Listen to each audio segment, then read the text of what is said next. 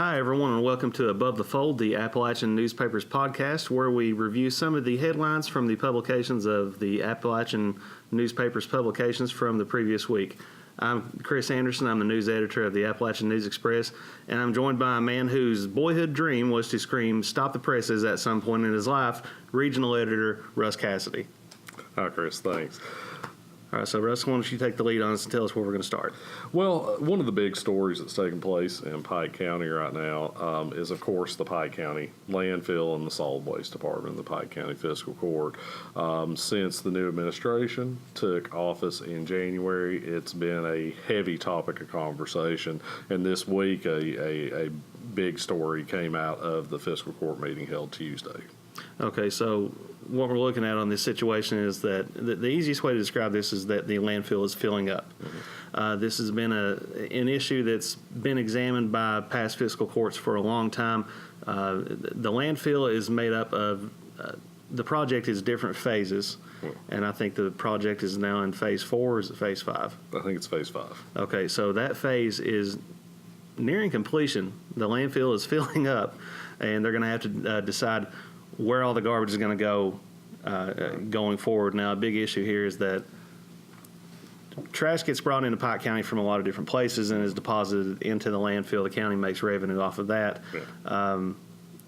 So it is a money maker for the county, but right now it's an issue. It is an issue, and what they learned this week is Geosyntec, the company that has been hired to examine all facets of the county solid waste department, came in and said, okay, we've got a little bit of time to figure out where we're going to move to next on this next phase.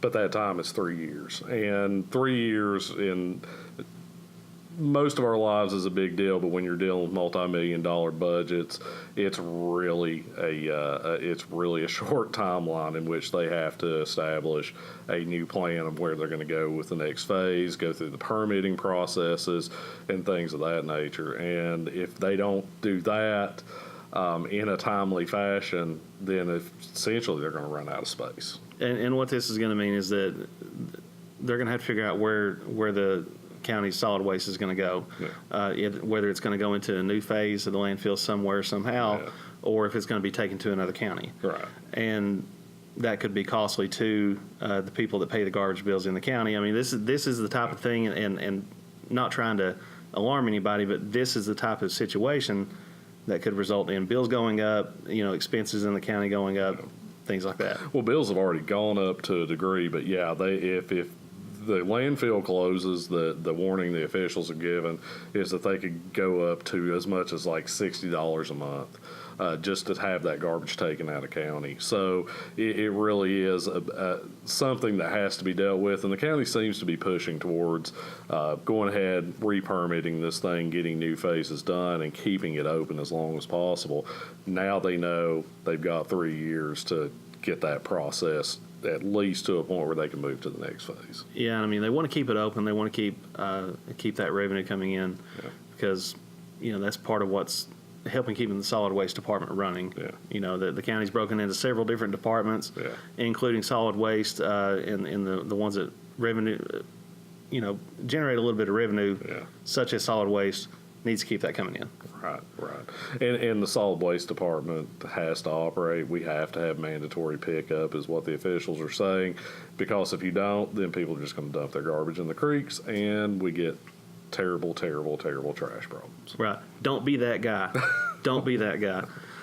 Okay, Russ, so another area that we're going to go to is within the scope of county governments, and I want to say that on the landfill story and on this next story, News Express staff writer Austin Blankenship, he's done a fabulous job of covering these issues and explaining them. But what we're going to talk about now is the road fund, and Pike County Judge Executive Ray Jones has said that the road fund is in a precarious situation. Yeah, absolutely, and it's really no surprise knowing the past histories of the road department. And plus, I mean, you're looking at 1,200 miles of road, which is far more than any county in Kentucky's dealing with. And it's not just 1,200 miles of flat road, 4-lane. It's 1,200 miles of curvy, twisty roads right beside creek beds.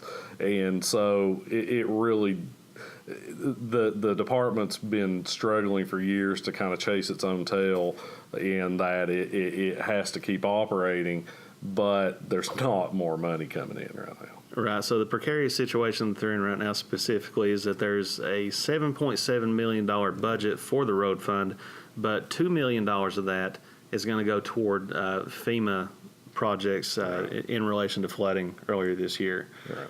So what that's going to leave is going to leave, $5.7 million in the road budget, which is not a whole heck of a lot when you're talking about 1,200 miles of road. Right. And people, we hear it all the time. There's potholes, there's road breaks, and there's things of that nature. And we've been assured that county officials are out there trying to get on it. And we would encourage anyone who does have an issue to call 432-6247, which is the judge executive's office, and report it to them, and they'll take care of it. But there's a lot of that out there. And then, we have tough winters in eastern Kentucky. So the past several years of very tough winters up until this one have been a big factor in causing new tears in the road and breaks, and then we have all this rain and we have slides. So there's a lot to it more than just the normal road repair situations. And I'm glad you mentioned that about the winters. That one kind of bright spot, if you will, with the road department is that we had a relatively mild winter this past winter. Now, it was cold. Yeah. There were times where it was really cold, but as far as a lot of snow, there wasn't a whole lot of snow. No. So there wasn't a whole lot of salting that needed to be done. Yeah. So the county has some money left over from the budget that would have been used for road salt that can be put towards some paving projects now. Right. So it's not all bad, but it is still kind of a rough situation. It is, and when buses have to travel these roads, and people are trying to get back and forth to them for emergency situations and things of that nature, it's hard to say, hey, we have to wait. Right now, we do have to kind of wait for this money to come in and the road department to kind of right itself over the past several years of neglect. One of the things that Fabian Little, who's the road commissioner now, has pointed out in the past couple of months, is that one of the things that was let go over the past several years is ditch lines weren't cleared enough, so water essentially was just pouring onto county roads in several places, and when that happens, you've got a road break. Absolutely. So, this is a situation that as long as we've got roads, it's going to be a situation. Absolutely. But we're looking forward to seeing what they're able to do as they start being very responsible and really kind of doing the work that needs to be done. And they're definitely addressing it on a regular basis in the fiscal court meetings now. Yeah. So, Russ, this is the next place we're going to go is kind of a complicated situation, but hopefully we can make a little more sense. And this is a story that I covered. So the Sweet Dreams Motel and Suites over in South Williamson, the owner of that motel was recently indicted for theft by failure to make required disposition of property, funds, or whatever else the statute calls it.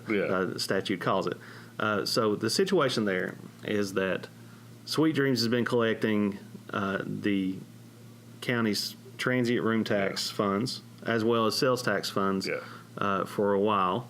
And the owner is accused of not forwarding the funds for those taxes to the state. And that's where this indictment comes from. It's something that's been discussed several times over the last few years.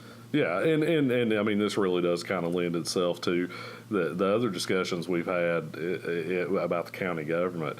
And I think what this kind of sends the message of, if you live, work, or own a business in Pike County, you might want to pay your taxes. If you've got back taxes, make sure those are taken care of, because these kinds of situations are becoming more prevalent as the county takes a closer look at its budget and sees that there's taxes not being paid, or taxes being potentially, as in this case, allegedly misappropriated, not being forwarded to the proper people. The county is looking, and this tourism tax is a very important thing. Right, and again, I'm glad you mentioned that as well, is that the funds from the transient room tax, the sales tax obviously goes to the state. The funds from the transient room tax has a specific destination here in Pike County, and that is to the County Tourism Commission. Now, Yeah. those funds are used for promotion of tourism events, printing of flyers, pamphlets, things like that.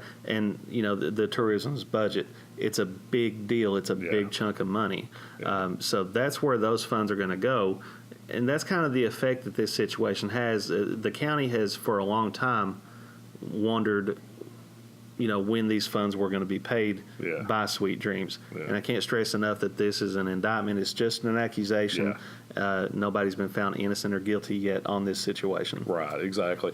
And the reality is, with these kinds of taxes being collected and things of that nature, it does have to be considered that there are already businesses that are paying these taxes, and it's really not fair to them if one business isn't paying, because they benefit from the tourism tax. So if this is actually true, then they're not paying into a fund that essentially brings them business, and that's really concerning.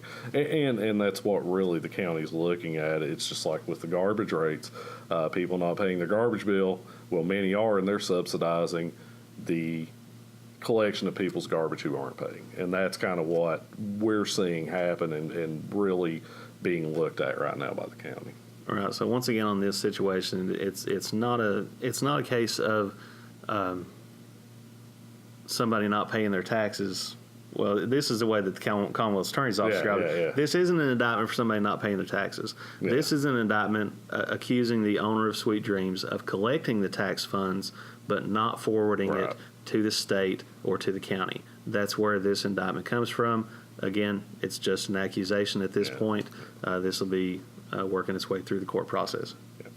And ultimately, there'll be a finding of guilt or innocence, and the situation will be taken care of at that point, we hope. All right, Russ, so since we're getting further and further into warm weather season, a lot of events going on, tell us a little bit about what's coming up here pretty soon. Well, in Pike County, there's several opportunities for fun and service opportunities this weekend. Just a few of those. Friday night, we have the Coal Run Night Market, which is the rescheduled night market. The rain didn't cooperate with us last week, but it will be this weekend beginning Friday at 6 at the Coal Run Community Park. Then, if you want to really kind of help your community in numerous different ways, and by doing one thing, the fish trap cleanup is at 8 a.m. On Saturday. They will be meeting at the dam and beginning to pick up a long fish trap, which, as we know, is one of our possible shining jewels of our county, but it gets sullied by the trash that's there.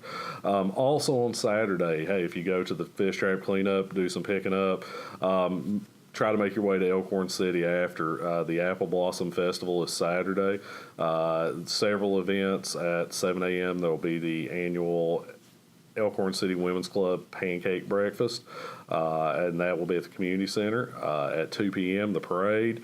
3 p.m. and on, there'll be music and events. It's really a good time, and it's a really good opportunity to visit one of our beautiful communities here in Pike County. Now, Apple Blossom's down to one day this year. Yes. Hopefully, a bunch of people go out to that and force them to expand it. Force them to expand it back out. So that'd be great to see great. that festival grow, and they've got our support, and hopefully, the community's support. All right, so that'll do it for this week's edition of Above the Fold. Be sure and pick up the publications of Appalachian Newspapers to get more information on these stories and more. I'm Chris Anderson. I'm Russ Cassady. Be excellent to each other. We'll see you next week.